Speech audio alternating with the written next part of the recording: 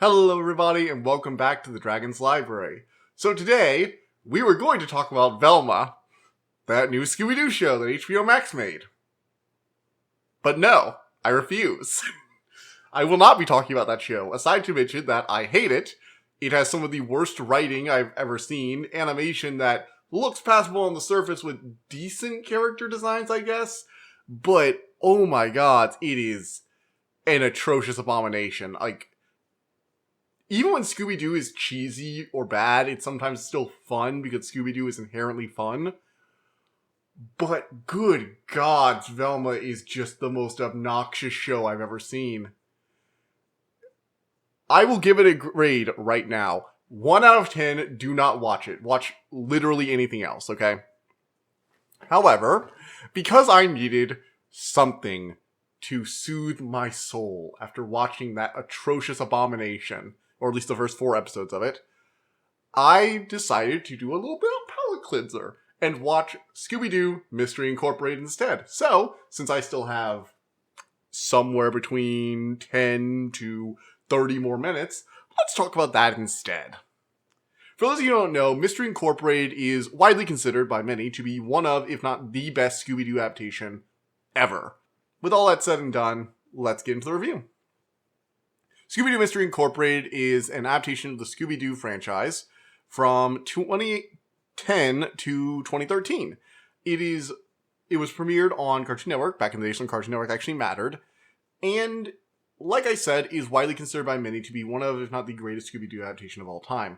The reason it earns this place for many people is that Scooby-Doo Mystery Incorporated is actually a full show, and I mean this in a way I'm going to explain right now. Basically, Scooby-Doo, for the most part, is an episodic franchise. It has always been very focused on episodic storytelling with villains of the week. It very rarely, if ever, tries to have overarching or connected plots. Usually, they might have a movie where it's like Return to Zombie Island or something like that, where the Hex Girls will reappear in the vampire episode and be like, oh yeah, didn't we fight a witch with you guys? Yeah. But it's all very self-contained in different movies or adaptations. And even when they do have some form of continuity, it's very rarely serialized. One of the only other serialized shows is Scooby Doo and the 13th Ghost, and that one's also shit too. But that's also shit, just like Velma. But one of the only adaptations that did have it was the best, and that was Mystery Incorporated, because Mystery Incorporated decided to build on the foundation of the Scooby Doo series. The way they did this was that most episodes of Scooby Doo Mystery Incorporated, there are a few that don't, but most episodes of the show have what you would consider a typical Scooby-Doo plot. They have a guy trying to dress up as a monster to commit some kind of weird crime.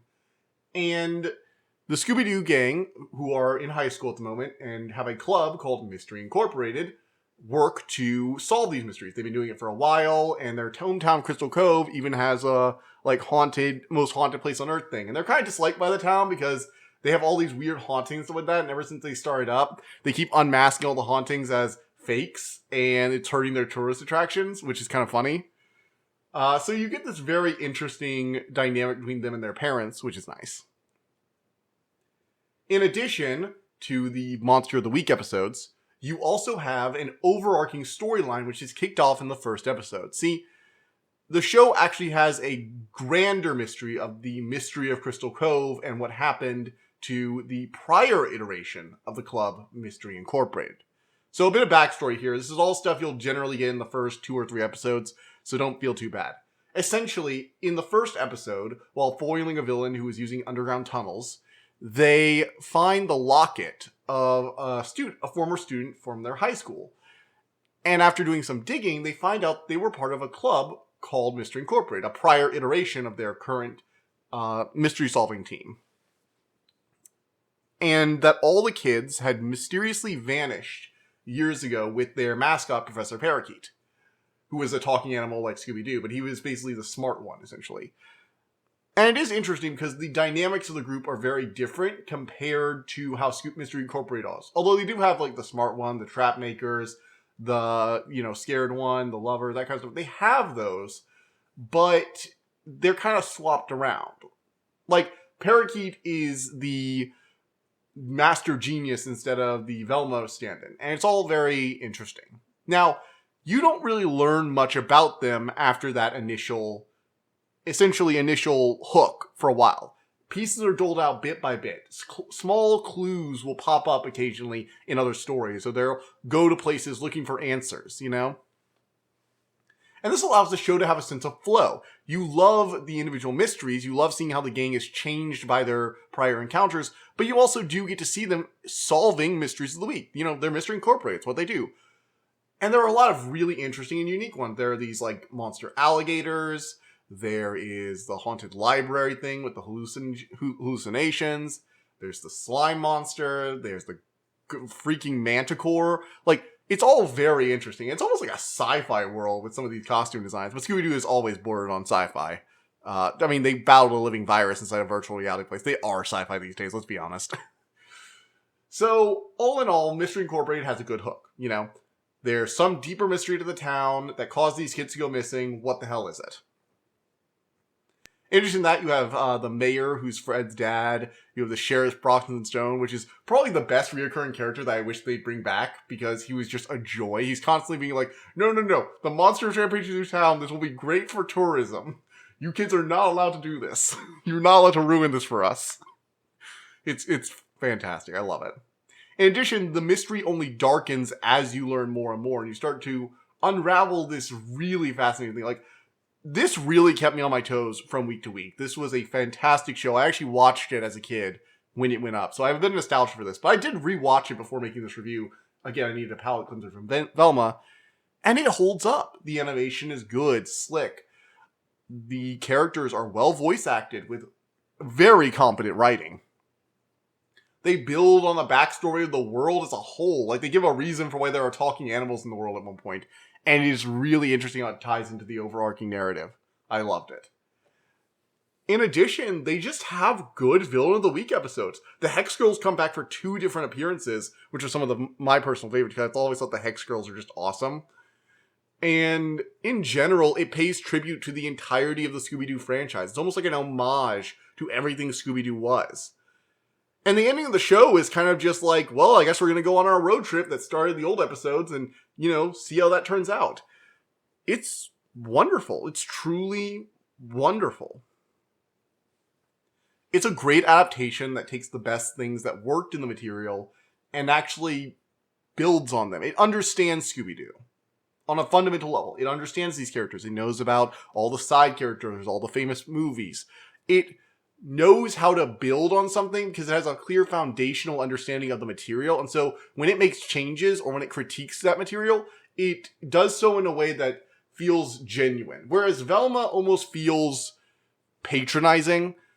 One of the moments I knew I was probably not going to like Velma before I saw it. And I went into it with as much of an open mind as possible. I think, hey, Velma Dinkley, but she's a murder detective now, could have worked. That's the vibe I got from the plot. Instead, she's in high school and she's kind of caught up in a murder investigation, which is, I don't know, dumb. Like, I feel Velma grown up, like, on Zombie Island, for example. Scooby-Doo Zombie Island was one of the best Scooby-Doo movies. The gang was all grown up and they were all doing their own thing and they get back together for this mystery. And I just imagine Velma would probably, like, slot right into being a forensic investigator. And I think that would be a cool hook. Instead, they're just doing this shitty, it almost feels like the realistic Scooby Gang. And realism by people who don't know what the fuck realism actually is and just use it in just say nothing fantastical can happen in my story. For example, fun fact, there is no Scooby-Doo in Velma. None.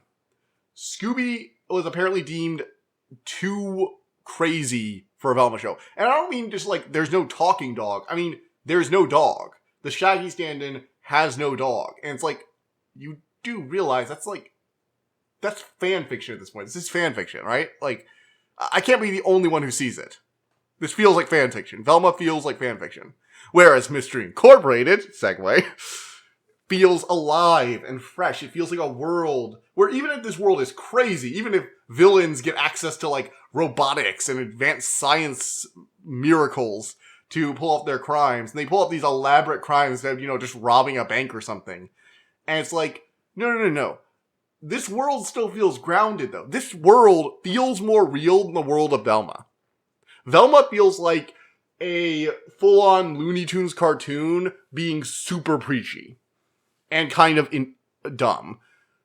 Mystery Incorporated feels like a grounded, believable world where you have, like, crazy shit happen. Like, there's some insane stuff that happens here. Some of the villains have some really out there excuses for how they made that stuff work.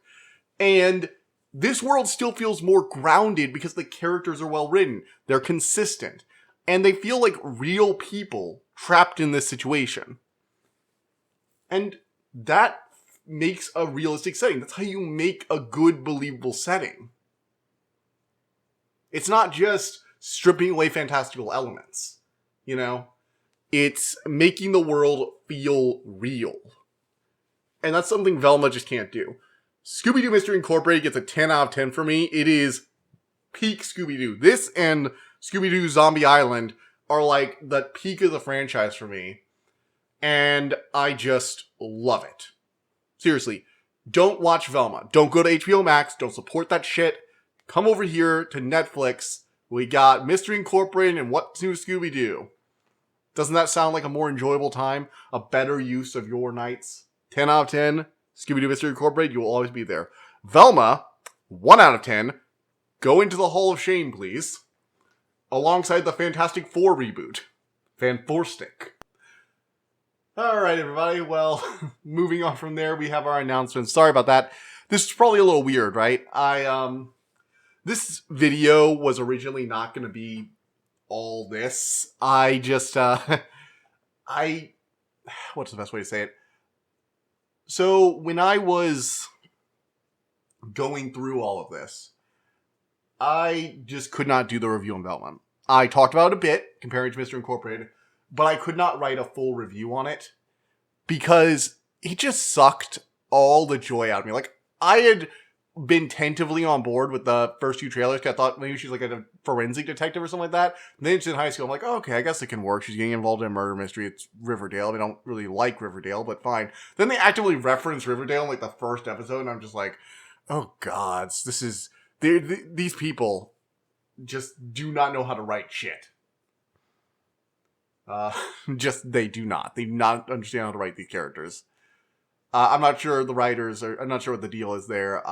Just not important to me. Don't want it. It's out of my life. I'm not watching it anymore.